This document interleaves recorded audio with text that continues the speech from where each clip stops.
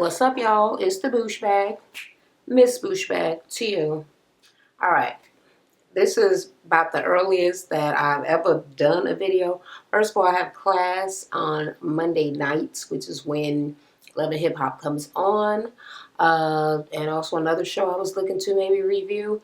And I get out of class really late, so I'm getting home like midnight. So, of course, I'm not going to be watching this at that time of the night. So, try to get up this morning and watch it. And we're going to see how long it take for it to get up, okay? So, this is my morning face with my still raggedy yesterday makeup and everything. All right, so this episode starts with Tiara meeting up with Dime to talk about, I think his name is C. Nix. I know the last name is Nix. I don't remember what the fuck the first letter is or whatever. But apparently she moving on because she like, Scrappy is not going to settle down with her. So she's trying to move on with this guy and she's all excited and she wants Dime to meet him. When he actually gets there, he ain't got no conversation for her about their little relationship or whatever. First of all, he got a girlfriend. Even if you say they're not doing well or whatever, that don't mean that they are broken up. But she trying to make him, I guess, break up with his girl. And he's in a dilemma because he is friends with Scrappy De Leon or whatever the fuck his name is.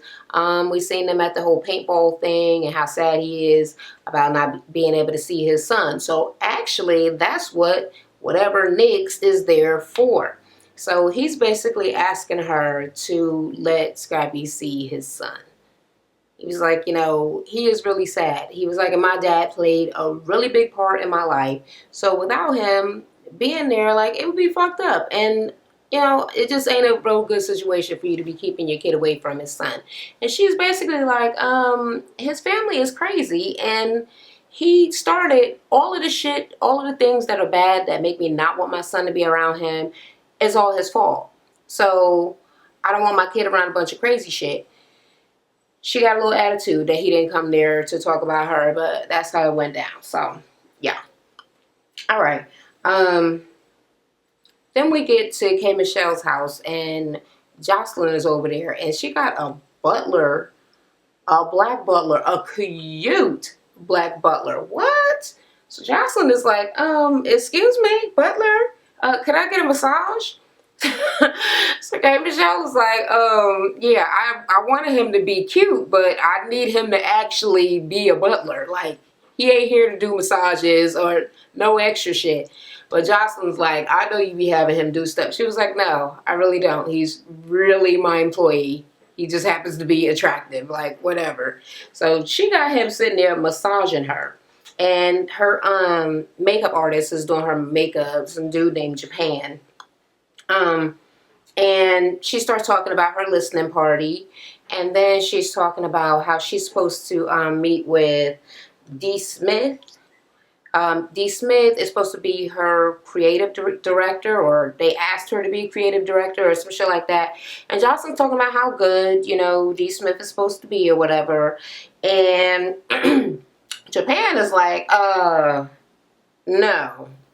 That's the one who was supposed to have done my song, my album, my whatever the fuck it was, and I leaked it, and then they sent it to me like some other artist has my song, and I'll get sued if I, play it or release it or whatever.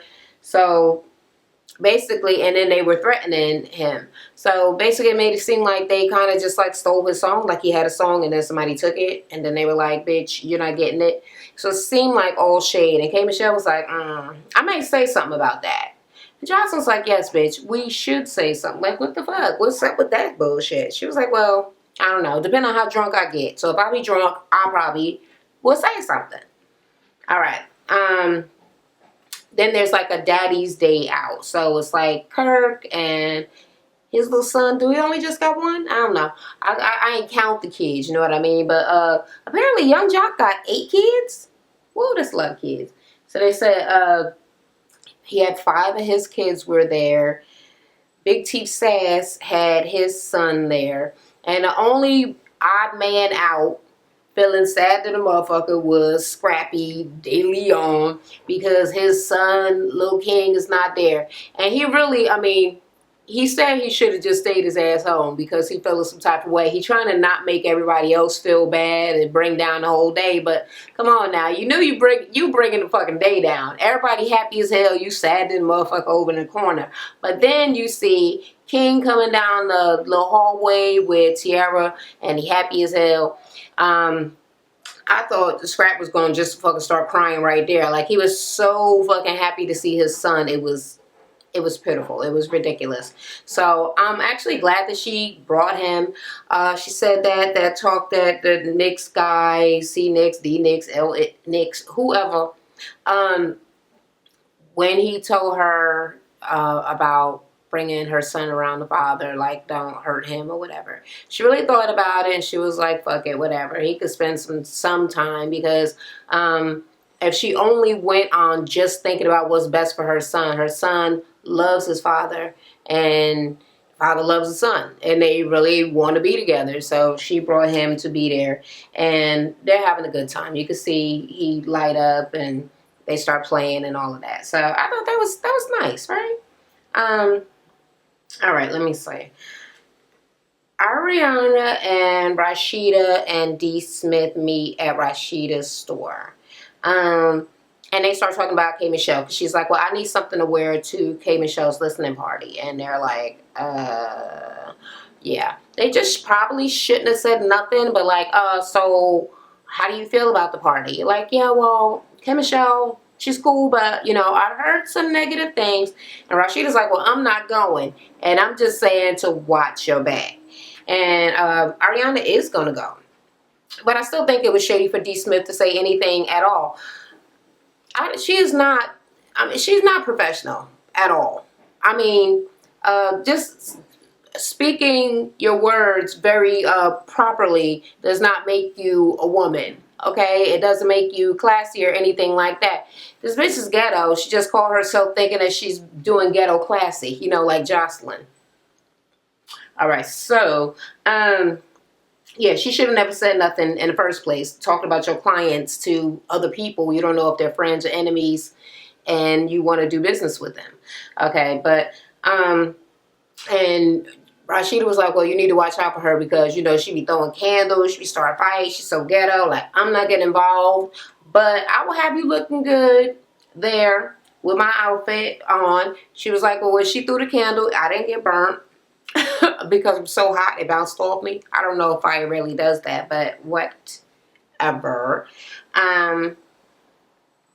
Yeah, and Ariana is going to go. So they're going to see how it's going to work out. Scrappy and Young Jock get evicted. Apparently, they had some sort of bachelor pad. I don't know why they're getting evicted. Like, do rich people get evicted? What is really going on? I think he said something along the lines of they was probably having too many parties and being too loud, if we believe that. But Scrappy still got his house. He did put it up for sale, but nobody bought it. So he's like, well, I got a place to go. I'm going back to my house. And Young Jock is like, this motherfucker made me give up my place and convinced me to move into this place. Now we getting evicted. He's just going to leave me assed out? Like, I ain't got nowhere to go? Yeah. So I guess he sold his house or whatever, wherever he was at. I think that he could probably just go stay with Scrappy. Scrappy said that he don't really want to live there anyway because he got all those memories with Bam there. Maybe he should sell it to Young Jock. I don't know. I need to stop trying to work real estate deals for people right now. All right. Bam is dating. Yeah, so he's talking to the Knicks guy again. Why can't I? J Nix. Okay, my bad. I did write it down right here. J Nix and Young Jock and what do you call it? And Scrappy are moving out the shit. They hearing bullets and all kind of shit, and they're like, well, shit. Well, maybe it is time to leave this neighborhood. It's getting kind of ghetto over in here. But Scrappy is talking about Bam dating other people and Rashida actually knowing. He's like, his whole thing with Bam is he fucked off Jessica Dime or whatever for he fucked off Jessica Dime for Bam because Bam was mad because she had a fight with Tammy, and she, out dating and people know, and he just feeling like he needs to really move the hell on. And Jay Nix is also feeling like he need to move on. Apparently, he got with this chick named Amber, and he finally tells the guys that he is thinking about hooking up with Tiara. Apparently, they know each other from working in the club. I don't know what the hell Tiara does in the club. I don't know if she is a stripper as well or whatever.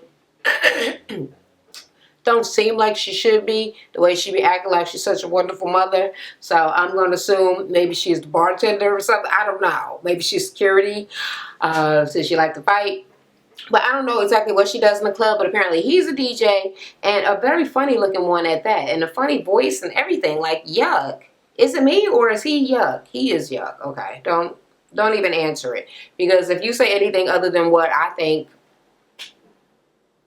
don't say nothing other than what I think, because he is yuck. Okay, so yeah, and they're like, wait a minute, Scrappy's Tiara? Like, man, why you gotta be trying to start over, start a new life with somebody baby mama? So yeah, it's against the bro code apparently, but he's like, well, he did say ain't nothing going on with them. So after somebody break up with somebody, I mean, what, they fair game. I can't just stay away from her for the rest of my life, or stay away from everybody that everybody ever dated forever just because they dated them. Like, no. So yeah, they're trying to talk him out of it, but he don't seem to be getting talked out of it. So I think if Amber don't wind up acting right, he is going to be single and wind up being with Tiara. Okay, so Scrappy DeLeon goes to see his lawyer to find out about the sentencing. She's saying that it's coming up in a short ass time, like a couple of weeks. He need to get his affairs in order. Essentially, the plea that he took was for it's for possession. No, not possession with intent to sell. It's for trafficking, which is apparently much freaking worse. And the sentence is 5 to 30 years. So he was like, well, did you talk to the lawyer? She was like, I did. I told them all the good things that you do, what a great father you are. Did they take that into account? Yeah. So he's going to recommend that you get the lowest, the 5 years, which is still a long ass time. So he like, well, I'm just trying to comprehend how the fuck I get 5 years for having some weed and this fucking rapists and shit out here just chilling on the street. So it's whatever. He got to do at least 5 of those years. So he's worried. He's talking about how his family gonna fall apart and all of this and all of that. But I'm saying, come on. You did know this when you started doing this. Like, I don't know. You're on this show. Don't you have some sort of income, some money coming from somewhere where you don't have to just be committing crimes? I can see me committing a crime because I'm broke. But these people ain't supposed to be broke. They are supposed to be hip-hop, right? Or, loving it, whatever. Something like that. Whatever. I guess money ain't flowing for them just like it ain't flowing for me, right? You know what I mean? All right, so, Lil Scrappy meets with Jessica Dime at the gym because he been hearing about the fight that she had with Bam at Mimi's party. And, yeah, she come in with her enormous ass and humongous ass titties and pink hair.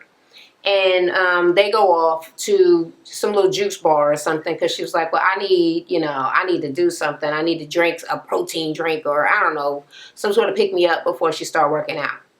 So she tells him about how the little fight happened with her and Bam. She was like, well, Bam was there, and she was all booed up with this dude. So she was like, oh, wow. Now I see why Scrap been FaceTiming me, because y'all are broken up.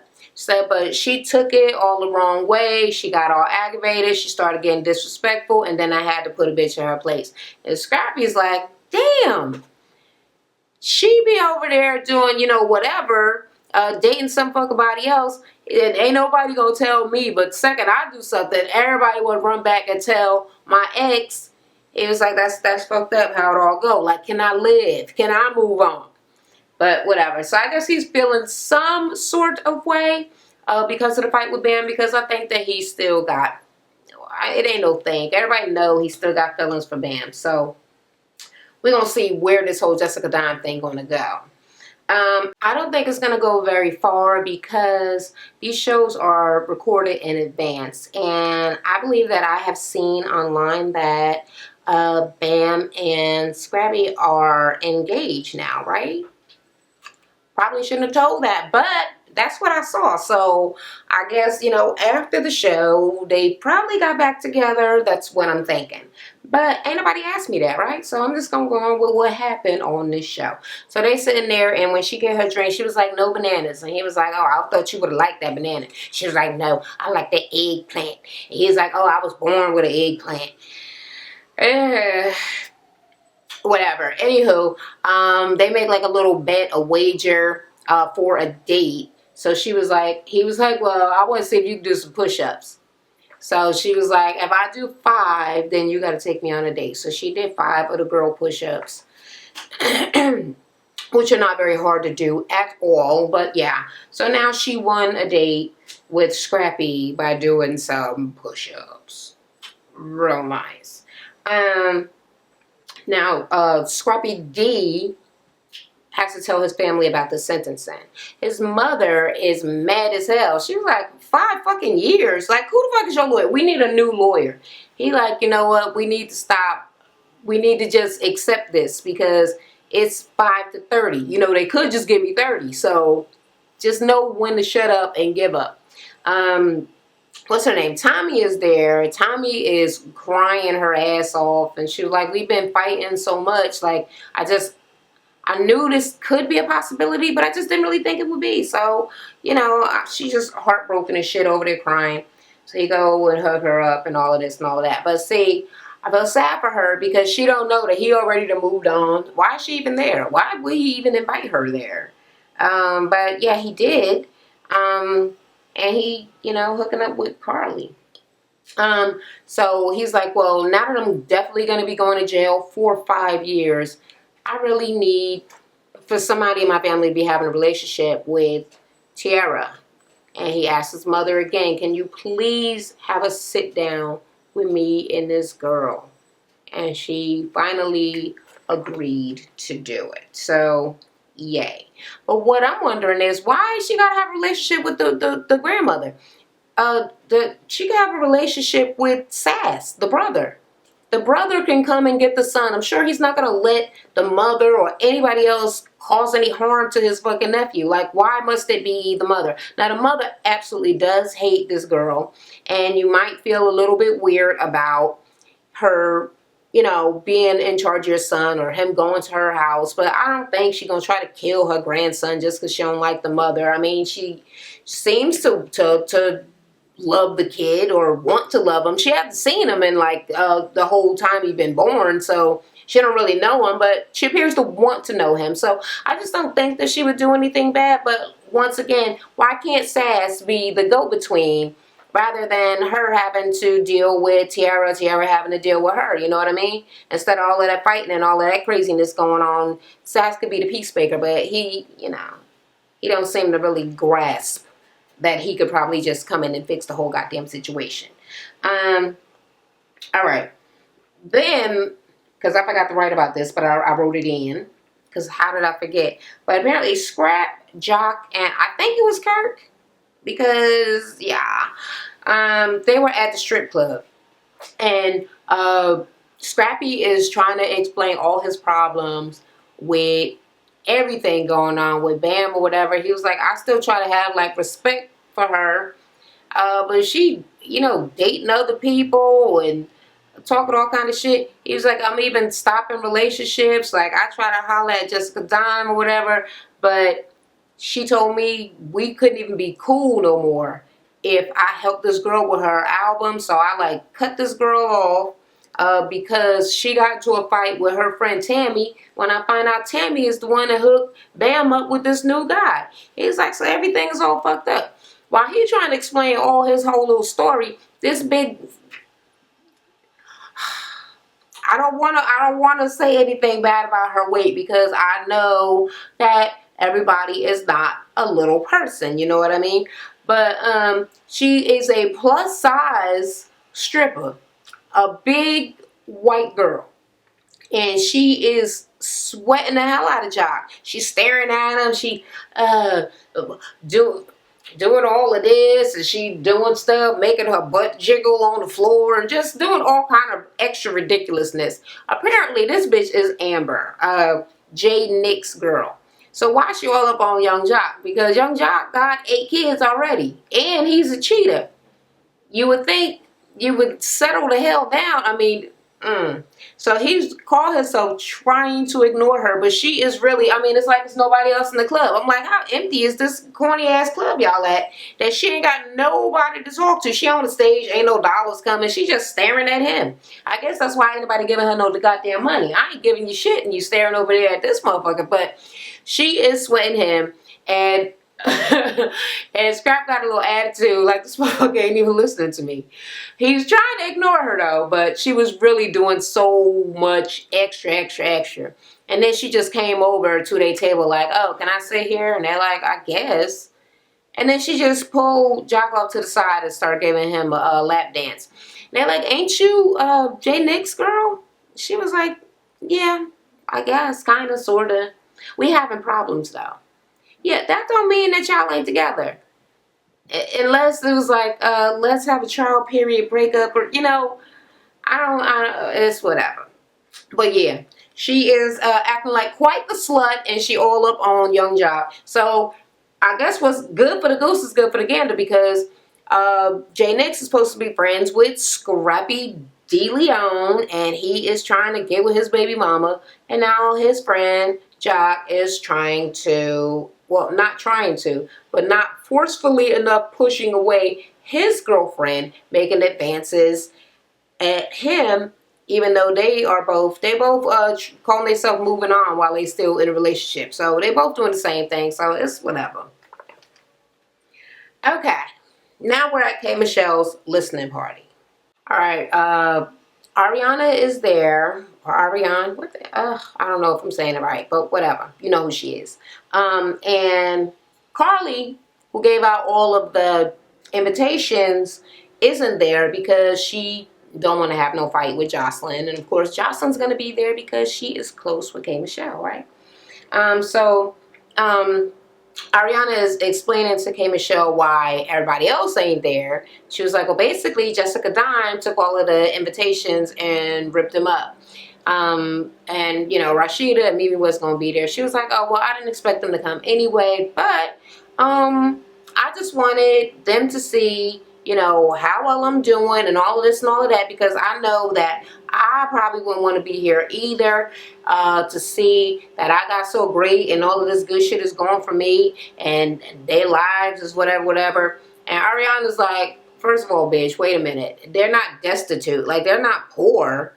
They're doing quite well. Rashida's store is doing well. This dress I got from there. And she like, well, Game Show's like, well, don't put it in the washing machine. Don't wash it, because all them beads and all of that will come right on off.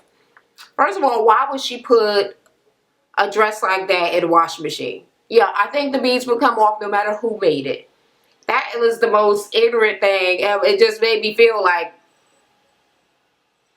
clearly she ain't in charge of her clothes. Either that or all her shit is fucked up. If you just tossing gowns and shit up in the damn washing machine instead of taking them to the damn cleaners, where I'm sure the tag says to bring it and the motherfucker should already know to bring it. So that was like the dumbest thing ever, but whatever. But Ariana did not let her come for her girl, so she stood up for them. That was pretty cool. Then they see D. Smith and Betty Idle. I do not care for them, all right? I do not care for them individually nor together, okay? I do not like this duo.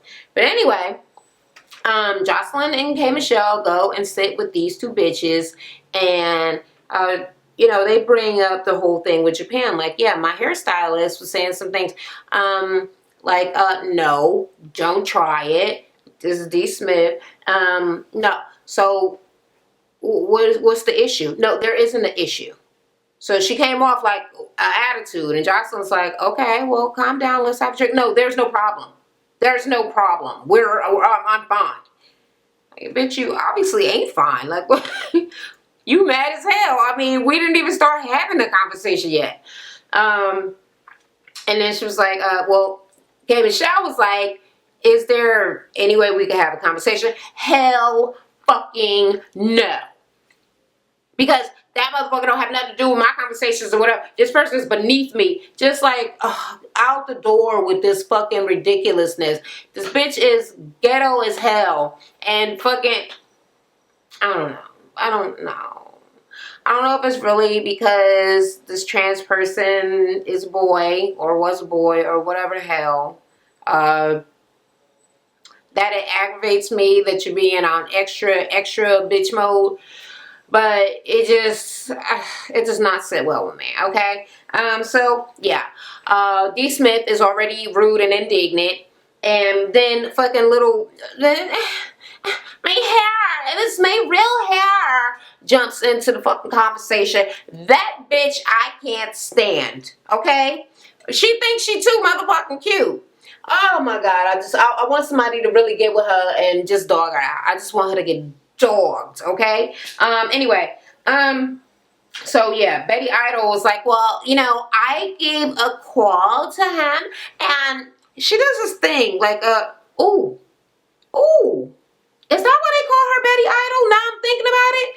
Billy Idol, dude, okay, he's a white dude, like an old white, rock singer or some shit, and when he talk, his lips, they do that thing where they're like,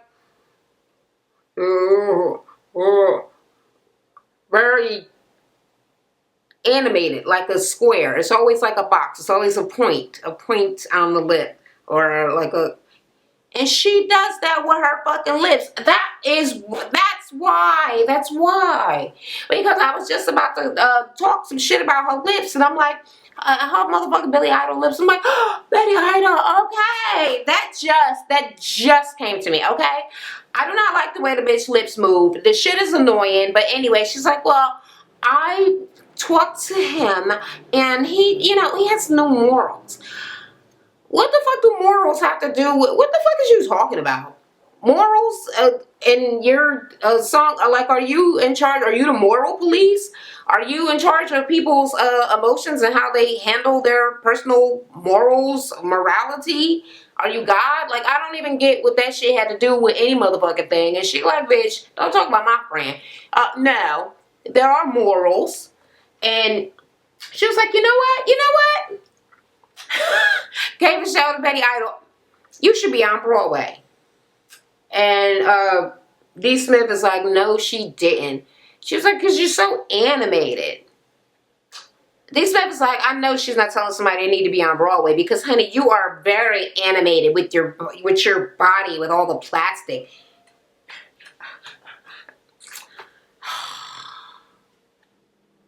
You know, even if she ever said anything that was funny, I wouldn't think it was funny just because I don't motherfucking like her ass, okay? Bitch is, yeah, your friend too. I had to add her in just so she could motherfucking know. So, yeah, they're talking all this fucking Broadway, all of this bullshit, all this Broadway, right? Betty Idol was like, no, I've had things, you know, blah. And she's like, well, what have you done? I mean, what is your body of work? Oh, I've had a song on the radio or record or whatever fuck, a record, an album, or something on the radio. It was with, you know, Rick Ross and some other people, and I sang the hook. And D. Smith would keep on coming back like, no, don't try it, don't do that. Like, no. Bitch, ain't nobody scared of y'all. Like, y'all can just fucking come out and just start fucking attacking motherfucking people. I mean, y'all act like y'all fucking Jimmy Jam and Terry Lewis. Like, y'all just be fucking golden hit record makers or some shit. Like, get the fuck out of here. Okay. Jocelyn is trying to be the peacemaker. She like, okay, it's just a conversation, like, chill. Like, everybody's getting so heated. It's because of these two bitches being so extra. So then, And K Michelle was like, okay, well, I'm saying, why is you getting on, man? Why is you getting on, man? I gave her a compliment. I told her she should be on Broadway. I mean, shit, you can't even give a bitch a compliment these days. So D. Smith was like, bitch, don't fucking try it. Don't come in here trying to fucking come for me. And K Michelle was like, bitch, don't you ever try to come for me at my own motherfucking event.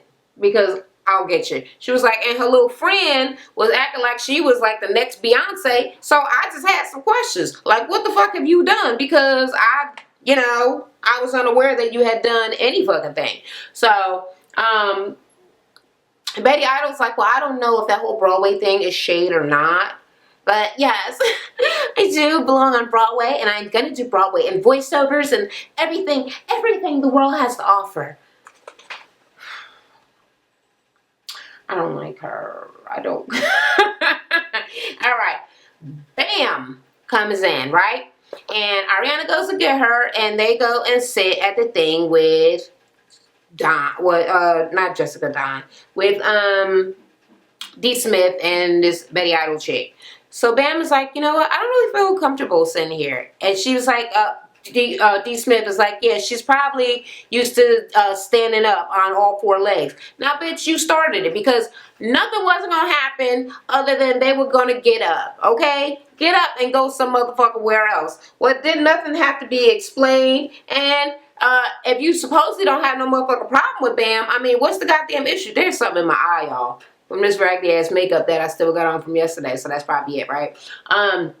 Yeah, if you don't supposed to have no issue with her, why'd you starting motherfucking fight? So her little bitch ass friend was like, oh, round two when Bam came in any fucking way. So Betty starts talking. She like, bitch, what the fuck did you say? So the producers, everybody got to come out and hold Bam back immediately. And what is her name? Betty Idle was like, oh, but y'all, your teeth and your gums. Like, what's going on? She's a horse. Like, why is this horse out here? And, bitch, you know you don't talk like that, first of all.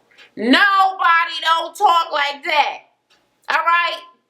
And it's the ugliest choice of talk that you could have even looked into and chosen. I suggest that you knock it off. Find a whole different style of talking, bitch, because she irks my nerves. Oh, and Bam said that your voice is annoying. No, your voice is annoying. Your face is annoying. No, bitch, your voice is really motherfucking annoying, and I am certain that was not the first time you ever heard it. I am certain people have been telling you that for years and years and years. You would think that you would just change it because I know for a fact that people could change their fucking voices. You know, it might take a little effort. But just to stop annoying motherfucking people. But I guess you just like motherfucking being annoying. Yeah, I mean, it ain't like even a Mickey Mouse voice. It's just a somewhat high-pitched, squeaky. I don't know. I can't even explain why I hate the girl's voice so much. And then I hate the girl. I hate her and her stupid-ass fucking voice almost as much as I dislike Kirk's daughter. Now, I don't hate her. I don't really give a fuck about her at all. Her voice, I hate her voice. These two bitches together can't be on the same show. Okay? It's ridiculous. So Bam is like, well, you just mad because my homegirl beat up your homegirl. And Betty Idle was like, I don't know anything about getting beat up. Like, you don't know about getting your ass. No, I don't know about getting my ass beat. How did I get my ass beat? And D. Smith is like, oh, well, no, I admire you for the great things you're doing. As two trans women, you know, us trans women gotta stand together. And the other fucking little girl was laughing and all that shit or whatever. She might have got that one off, but I really did want Bam to fight her. Even though she is a boy and maybe a lot stronger than Bam. Bam is a tall girl. I'm sure she called it some sort of Amazon or whatever. I want Bam to get in that ass, okay? And I really just want her to win. I want her to beat her up, and I want her to win. I also wanted Jocelyn to get in that ass too, but see, Jocelyn's, on her pretend enlightened thing right now, so she tried to keep everything calm. But I really would like for someone to cause some harm to D. Smith and take that bitch down multiple notches, okay? But I guess it's not gonna happen fucking today because they're holding back Bam. There's all this fighting and screaming and shit going on. And they're like, well, let's leave. And she's like, well, you better hold her because if she gets loose, there's going to be a fucking problem. Bitch, what problem? Fucking fake ass Grace Jones with this motherfucking hat with no hair showing. Like, is the wig off underneath there? Are you bald and just wearing that thing? Like, I don't even get what's going on with the motherfucking hair, but I'm drained and I'm over it. And yes, bitches go. I'm like, no, I'm not gonna fight an animal. I don't fight animals. I don't fight animals. I don't fight animals. I don't fight horses, but I will sue. I will sue a horse. I will sue an animal and all kinds of animals. Shut the fuck up, bitch. We got it. You can say it motherfucking once. You think she's an animal. It wasn't funny the first motherfucking time. It ain't funny when you keep on fucking saying it. You're not fucking funny. You're a stupid ass bitch. I do not like you, Betty Idol, okay?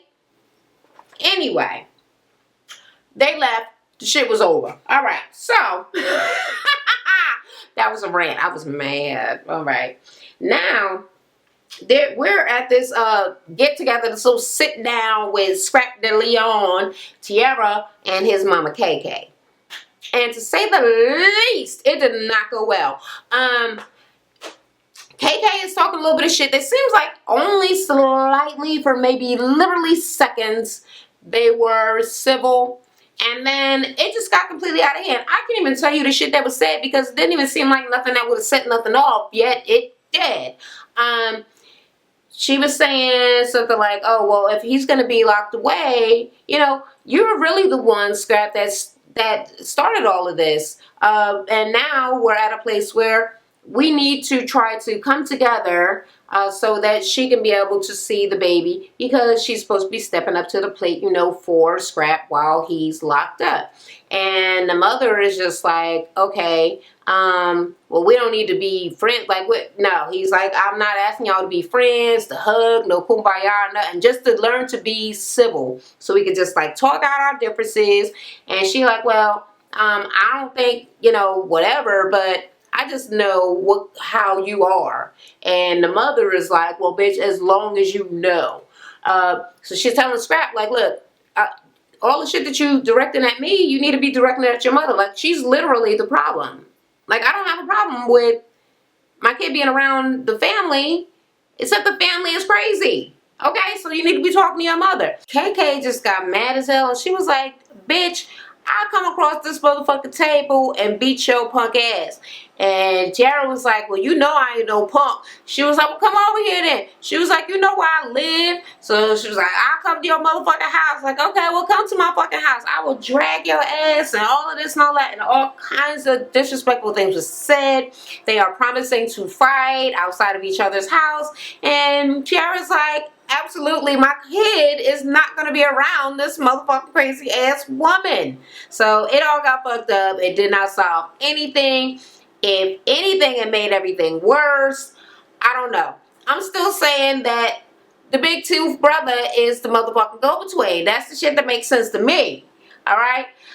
So that's where this episode ends. But it looked like next week gonna be juicy. Okay? With the Jocelyn crying and all of that. Alright, so I'm a little excited to see that. But, alright. Little recap. Dime did push-ups for a date. Motherfucking Tommy cried over Scrap, and he don't even fuck with her like that. Scrap going to jail, trying to get everything together. It ain't gonna work the fuck out. They need to find another route for that. K. Michelle couldn't be as petty as she wanted to be because ain't nobody come to her party. And D. Smith and Betty Idol are petty ass bitches. I feel pretty sad that everybody's saying that D. Smith is, you know, big in the music industry and all that. It's unfortunate that someone with such a horrible, arrogant ass attitude is in a place of power, and that people will have to, I would assume you would have to fucking be tippy-toeing around this bitch, because she got so much stankness with the attitude and with the ridiculousness of her idiotic ass little sidekick friend.